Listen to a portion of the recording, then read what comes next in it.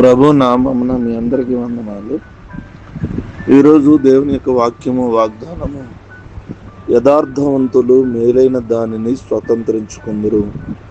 సామెతల గ్రంథం 28వ అధ్యాయము 10వ వచనం.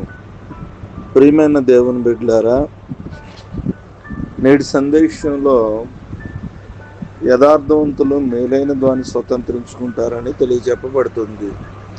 జీవితంలో నిజాయితీ, యథార్థత కలిగిన వారు ఎల్లప్పుడూ దేవుని ఆశీర్వాదాలను, మేలైన ఫలితాలను సొంతం చేసుకుంటారు. దేవుడు మీకు స్వాస్యం అనుగ్రహించవాలని నేడు మన పట్ల కోరుకుంటున్నాడు. ఒకవేళ ఈ లోకంలో మనకు స్వాస్యం ఏ రీతిగా అనుగ్రహించబడుతుంది, స్వాస్యం ఇచ్చేవారు ఎవరు కూడా లేరు కదా అన్నట్టుగా అనుకుంటాం.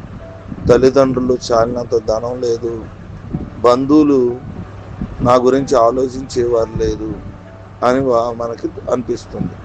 అలాంటప్పుడు భయపడకుడి. దేవుని వాక్యం చాలా స్పష్టంగా తెలియజేస్తుంది, మీకు నేను స్వాస్యమును ఇస్తాను అనే మాట చెప్తుంది.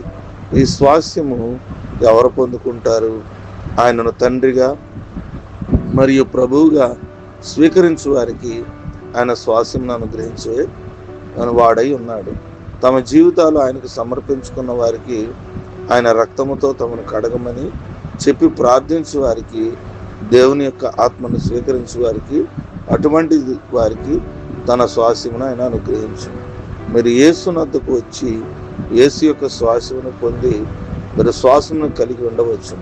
కనుకనే మీ జీవితాలు యేసు హస్తాలకు మనము అప్పగించాలి. ఆయన మనకు సమస్తమును అనుగ్రహించువాడునై ఉన్నాడు. ఆయన స్వాస్యమును మీకు అనుగ్రహించను. మహా అద్భుతమైన రీతిలో మనము వర్ధిల్లుతాము. కొద్ది మాటలు దేవుడు మన ముఖంలో దీవించను గాక. తల్ల మంచుకుందాం, కన్ను మూసుకుందాం. నైనా మహోన్నతుడానికి స్తోత్రాలు, మహాపరిశుద్ధుడానికి వందనాలు. రాత్రంతా మమ్మల్ని కాచి మరొక శ్రేష్టమైన దినాన్ని ప్రభా మా జీవితంలో మీరు అనుగ్రహించినందుకు మీకు స్తోత్రాలు తండ్రి, వందనాలు. నేడు మీ యొక్క స్వాస్యమును మేము అనుగ్రహం పొందినట్లు సహాయం.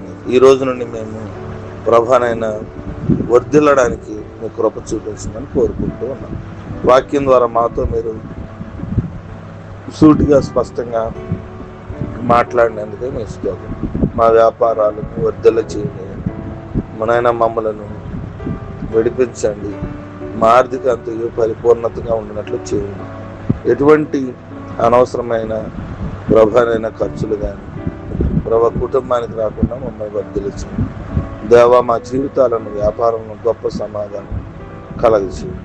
ఈ లోకంలో మేమేమి ఇవ్వకపోయినా నీలో మాకు శ్వాసము కలదని, అది నిత్యము క్షీణించలేదని, విఫలము కాని శ్వాసం ఉందని ఈ వాక్యం ద్వారా మాతో మాట్లాడినందుకు స్తోత్రం. వివాహ దినాలు, పుట్టినరోజులు వారిని జ్ఞాపకం చేసుకోండి. ఈ దినమంతా ఆరాధన తోడుకుని భయంకరమైన ఎండలో జ్ఞాపకం చేసుకోండి. ఈ దినమంతా కూడా మమ్మలను, మా కుటుంబాలను దీవించి నడిపించమని ఈ ప్రార్థన చేస్తున్నాం, నడుచున్నాం తండ్రి. ఆమేన్.